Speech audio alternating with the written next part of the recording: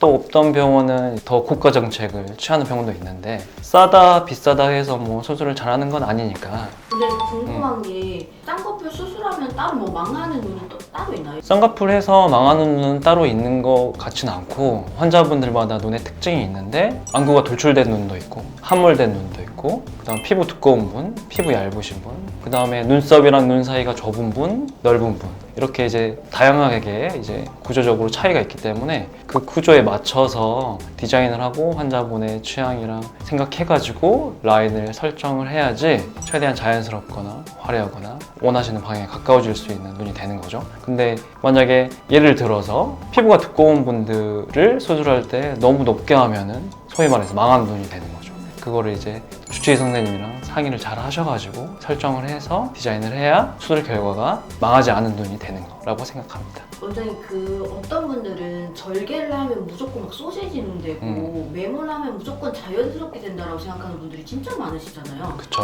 네, 그게 진짜 맞는 걸까요, 원장님? 절개를 해도 자연스럽게 되는 경우가 있고 매몰을 해도 부자연스럽게 되는 경우가 있어요. 아무튼 절개를 하든 매몰을 하든 자연스럽게 라인을 만드는 게 중요하고 그거는 눈의 특징에 따라서 같이 디자인을 하는 거죠. 그래서 원하시는 방향에 최대한 가까워질 수 있는 라인으로 설정을 해야 되는데 절개를 해야 되는 눈들이 따로 있어요. 풀릴 확률이 높은 눈들, 피부가 너무 두껍거나 라인을 자연스러운데 화려하게 원하는 분들, 피부 지방을 너무 많이 빼야 되는 분들이 있을 수도 있고 눈뜨림이 너무 약한 분들도 있을 수 있고 그런 눈들을 자연스럽게 하는 게 중요한 포인트죠. 이제 그거를 눈 구조에 맞춰서 상의해서 하는 거라고 생각하시면 됩니다. 그럼 원장님 결론은 절개 수술한다고 해서 무조건 소시지 되는 건 아니다. 아니죠. 네. 예를 들면은 피부가 두꺼운 분들을 높게 라인을 설정하면은 소세지가 되시는 거예요.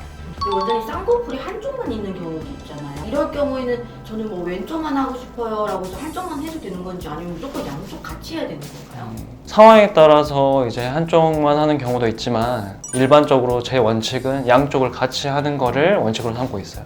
이유는 1차적으로 한쪽만 하게 되면 한쪽 눈은 새로운 힘이 가해지는 거고 반대쪽은 또 옛날 힘이니까 시간이 지났을 때 옛날에 풀어지지 않았던 눈들이 갑자기 이제 풀어지는 경우도 생길 수가 있고 또 두 번째 이유는 수술을 하면 당연히 붓기가 없을 수가 없기 때문에 부어 있으면 한쪽만 붓게 되는데 그러면 이제 몇 달 동안은 짝눈으로 살아야 되는 게 환자분들한테 스트레스로 다가오기 때문에 양쪽을 하는 걸 원칙으로 하고 있고 멀쩡한 눈을 그냥 할 수는 없고 거기에서 디테일하게 부족한 부분을 채울 수 있는 면을 찾아가지고 양쪽을 보통 같이 시행하고 있습니다.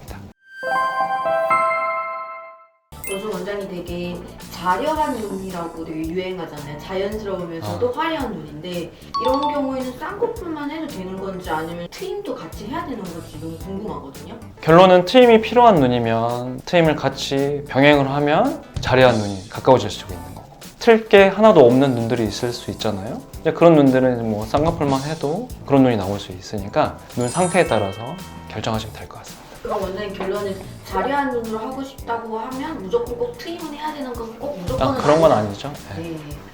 원장님 보니까 쌍꺼풀 수술 비용이 병원마다 너무 달라요. 그게 왜 그런 걸까요?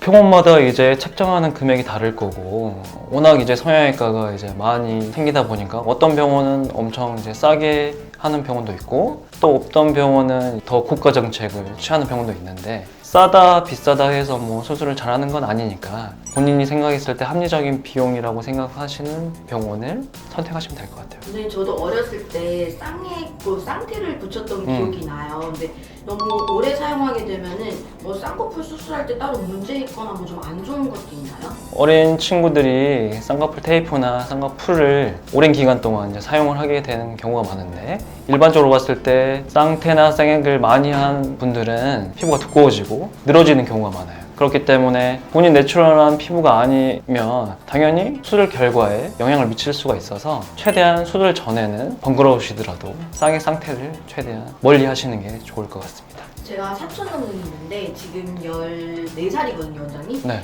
쌍수 할 수 있는 그런 나이가 따로 있는 건가요? 의학적으로 봤을 때 눈 성장은 중학교 1학년, 넓게 잡으면 2학년 그 전에는 이제 끝나기 때문에 쌍꺼풀 수술할 시기는 뭐 중1 이후부터는 가능해요, 의학적으로는. 그렇기 때문에 만약에 그 시기 때 계속 쌍액 상태를 많이 붙여서 뭐 쌍꺼풀을 인위적으로 만들고 다니는 것보다는 꼭 필요한 눈이라고 생각이 되면 그때 이후부터는 수술을 할 수 있는 시기라고 보면 됩니다. 그 내 생애 첫 번째 쌍꺼풀 수술이잖아요. 그래서 완전히 최대한 망하지 않으려면 좀 어떤 팁이 좀 중요할까요? 꼭 필요한 것만 하면 된다고 생각해요. 예를 들면 듀미트임도 필요하면 하지만 본인이 셀프로 듀미트임 만들어서 화장으로 커버가 되면 굳이 처음 수술할 때 뒤쪽 트임까지는 할 필요 없고 쌍꺼풀만 해서 라인 잘 나오면 굳이 앞 트임까지 안 해도 되고 앞 트임을 병행을 해야지 원하는 라인 나오면서 눈이 조금 조화로우면 앞 트임까지 같이 하는 거고 그렇기 때문에 수술 방법이나 수술 종류나 그런 것들을 주치의 선생님이랑 잘 상의를 해서 과한 수술보다는 본인 눈을 봤을 때 꼭 필요한 눈이 뭔지에 맞춰서 결정하시면 될 것 같아요.